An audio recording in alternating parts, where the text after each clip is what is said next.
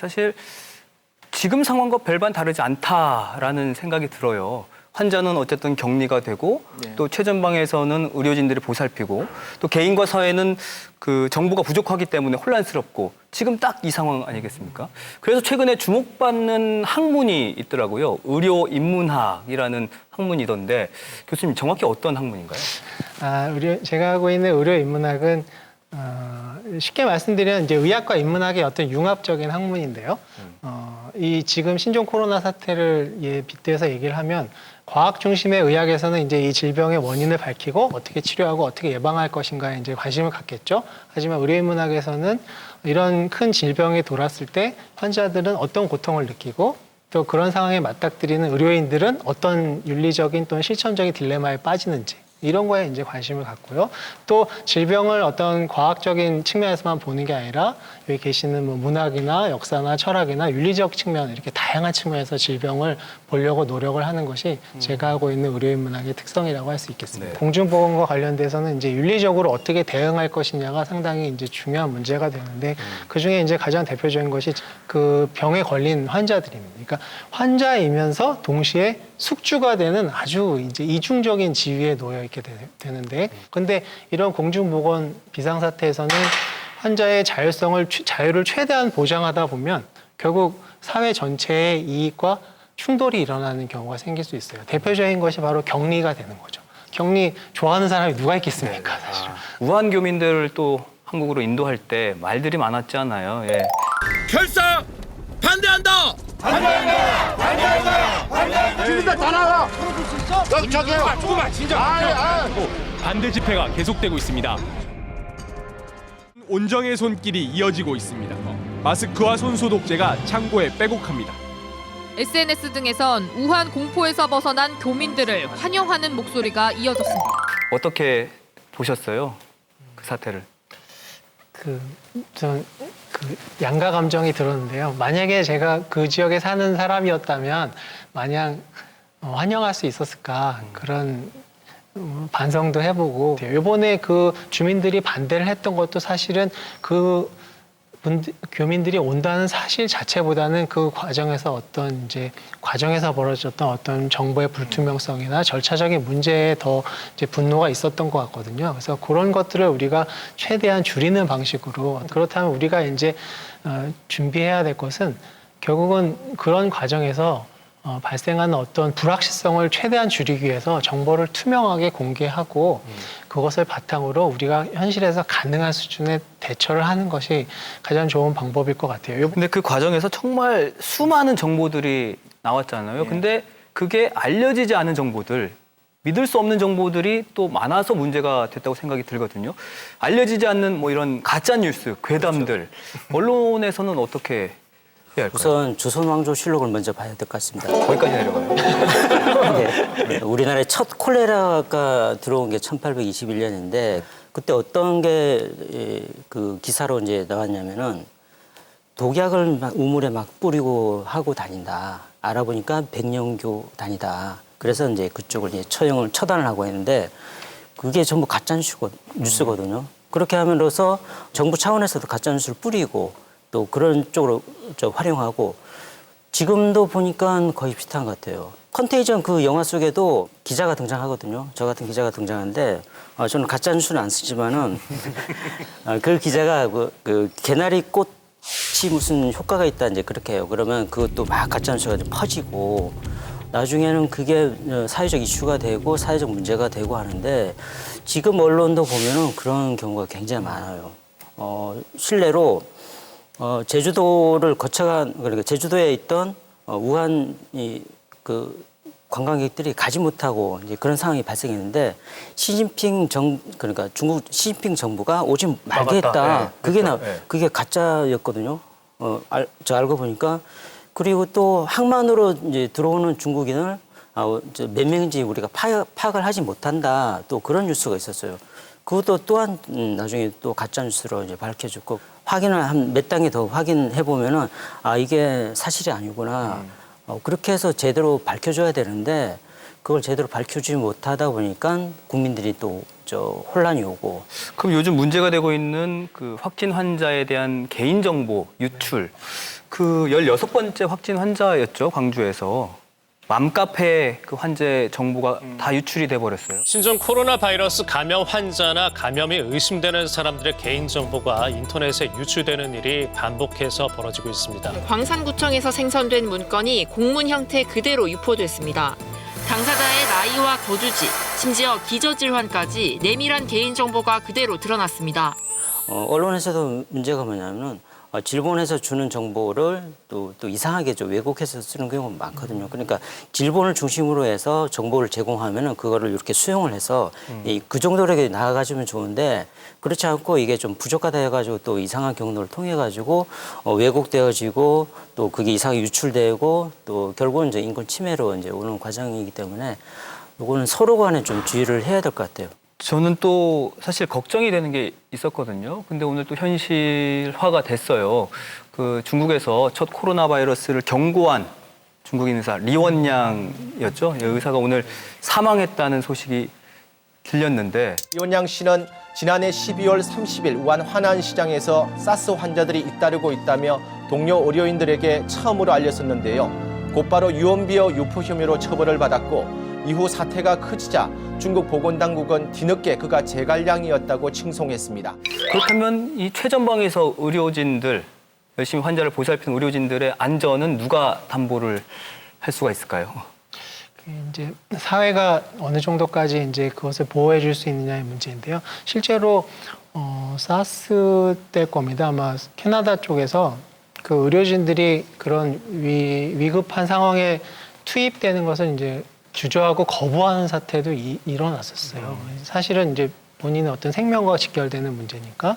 그럼에도 불구하고 의료인들한테는 그런 상황에서 환자들을 보살필 의무가 있는 그 직업군이기 때문에 그런 의무를 당연히 감내해야 되죠. 근데 중요한 것은 그런 의무를 부여하면 그 어떤 상호호의 원칙이라고 하는데요. 그거에 걸맞는 어떤 사회적인 보호나 또는 보상이 마련이 돼야 된다는 것이 중요할 것 같습니다. 그런 것이 없이 의무만을 강요한다면은 일방적인 희생이 될 수 있으니까요. 또 하나는 그런 그 의무를 지는 의료인들 사이에서의 어떤 공평한 그 의무를 부담하는 것도 중요한데요. 예를 들면은 지난 메르스 사태 때 그 병원에 계신 분들 중에 이제 간병하시는 분들이 그런 감염의 보호를 받지 못하고 질병에 걸리고 사망하는 일이 종종 일어났었어요. 그러니까 그런 것을 감당하는 그 의료인 또는 그런 돌보는 분들에게도 공평하게 그런 보호 조치가 취해져야 된다는 것이 중요하다고 할 수 있겠습니다. 네.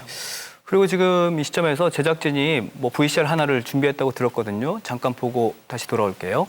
축구 선수 손흥민이 강팀 맨체스터 시티를 또 한 번 무너뜨리는 순간입니다. 경기 직후 인터뷰에 나선 손흥민 선수 승리의 소감을 이어가는데요. 하필 이 순간 마른 기침이 나옵니다. This guy scored amazing goal and I think the lads done really good job. 네, 이 영상이 나가기 무섭게 외국 축구 팬들의 댓글이 올라왔습니다. 손 선수가 신종 코로나 사태로 저격을 당한 건 처음이 아닙니다. 한국에서 신종 코로나 추가 확진자가 나왔다는 속보를 띄우자 한 해외 네티즌이 사진 한 장을 올립니다. 손흥민을 제외한 다른 선수들 얼굴에만 마스크를 쓰여놨죠. 네, 생각보다 상황이 심각하죠. 네. 저도 저 기사를 봤는데 뭐 댓글에 토트넘 선수들 다 병원 가야 되는 거 아니냐. 또 그 메르베인 선수의 명복을 빕니다까지 이런 정말 악성 댓글이 달렸더라고요. 중국을 넘어서 요즘에는 정말 아시아인을 통틀어서 혐오를 하는 혐오증이 심각해지고 있는데 어떻게 보시나요, 각자? 네, 수전 손택이라는 문학평론가이고 소설가 그리고 뭐 영화 감독, 뭐 연극도 하고 했고요. 이런 분이 계신데요. 은유로서의 질병이라는 책이 있습니다. 이 책에서 수전 손택이 모든 질병에는 이제 은유가 늘 따라다니게 된다. 그런데 모든 은유가 다 그런 것은 아니지만 은유가 부정적인 영향을 행사할 때가 있다라고 얘기를 합니다. 특별히 이런 간염병에 대해서는 외국에서 온 것이라는 이 혐오 감정이 늘 들러붙게 마련인데요. 한 대목을 읽어보면 이렇습니다. 메독은 영국인들에게는 프랑스 발진이었고 파리 사람들에게는 독일 질병, 플로렌스 사람들에겐 나폴리 질병, 일본인들에겐 중국 질병이었다. 즉 상상된 질병은 상상된 외국인들과 결부되기 마련이라는 진실을. 그래서 예전부터 사실 유럽에서 어떤 전염병이 돌면은 항상 유대인들이 그 대상으로서 유대인들이 옮겼다라는 비난을 들었고요. 그래서 항상 사회의 어떤 약자 그리고 어떤 차별 대우를 받았던 사람들, 그런 사람들이 타겟이 되는 경우가 굉장히 많습니다. 네.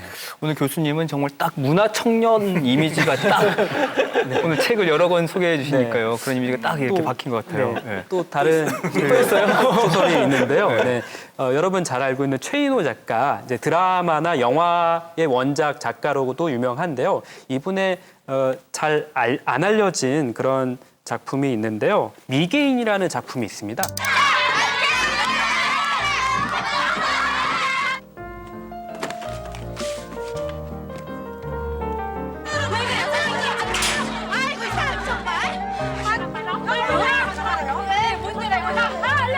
이 작품을 보면서 사실은 우리가 차별을 했던 우리야말로 더 야만스러운 그런 모습을 가지고 있는 게 아닐까 하는 반성을 할 수 있는 작품입니다. 그래서 우리가 중국 사람들을 만약에 혐오를 하게 되면은 그게 다시 돌아와서 우리가 유럽이든 다른 나라에 가서든 아시아인이기 때문에 차별받을 수 있는 부메랑처럼 혐오가 돌아올 수 있는 그런 가능성이 있습니다. 그래서 이런 혐오나 혹은 편견, 왜곡, 차별 같은 것들이 오히려 이 기회를 삼아서 더 없어져야 되는 그런 것이 아닌가 생각을 해봅니다. 네. 왠지 옆에서 기침하는 사람만 보게 되면은 저 사람 때문에 내가 죽지 않을까? 이런 공포 때문에 그 사람들 혐오하게 되는 건데 이제 뭐 한 2주가 지나고 3주가 지나고 그 질병에 대한 뭐 발병이라든지 예후라든지 이런 게 나오게 되면은 그런 거에 대해서 정확한 홍보가 생기고 그러면은 저 사람들 같은 경우에는 나랑 똑같은 사람이야 그냥 저렇게 감염됐지만 어느 정도 지나게 되면 괜찮아지는 사람 더 많을 거야.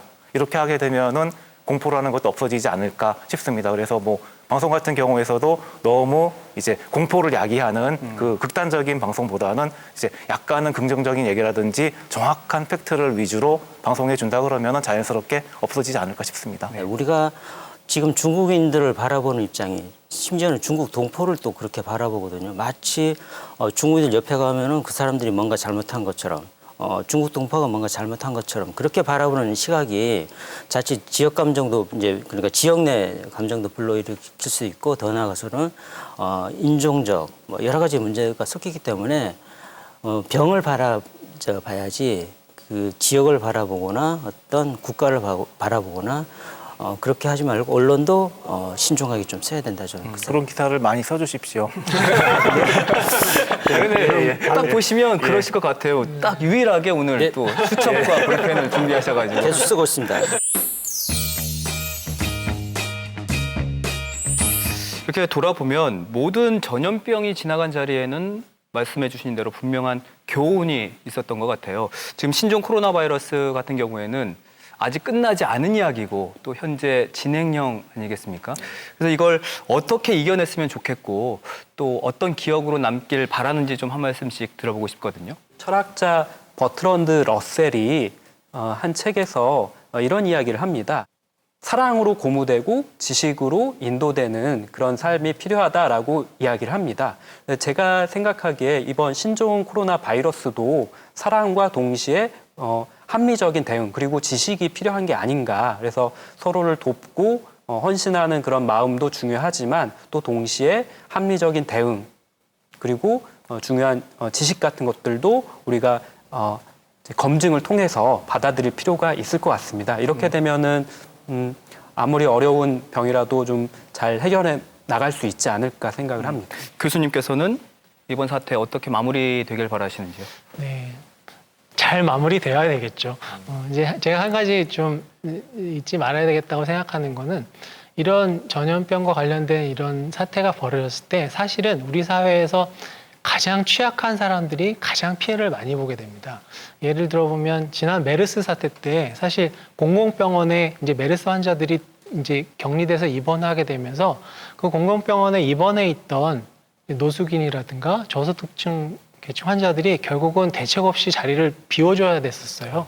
그런 일이 있었거든요. 그러니까 이런 사태 때 결국 우리 사회가 그런 취약한 사람들을 어떻게 보호할 것인가 하는 그런 따뜻한 연대의 어떤 정신을 가지고 이 사태를 슬기롭게 넘겼으면 하는 바람입니다. 네.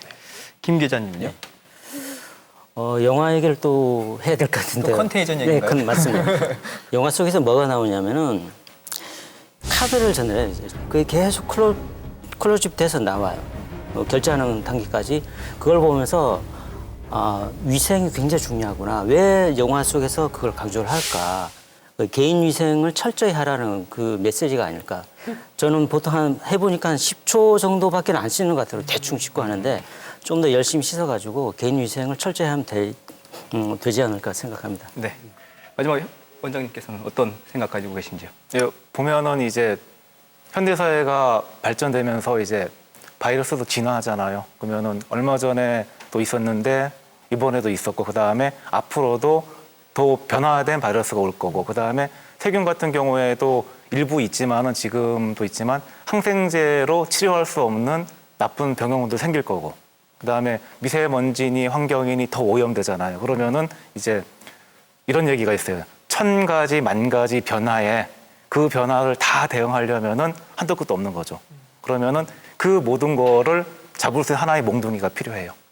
그거는 우리 몸의 건강을 지키는 전기라는 거고, 이제 뭐 이번 사태를 통해서 개인적인 위생이라든지 접촉에 대한 것들은 온 국민이 이제 습득했을 거니까 이제 앞으로는 자기 몸을 챙기는 방법에 대해서 서로가 한번 고민하고 했으면 좋겠습니다. 이야기를 나누다 보니까 확실히 분명한 거는 이 전염병에 대한 이해의 폭이 확실히 넓어졌다라는 생각이 들어요.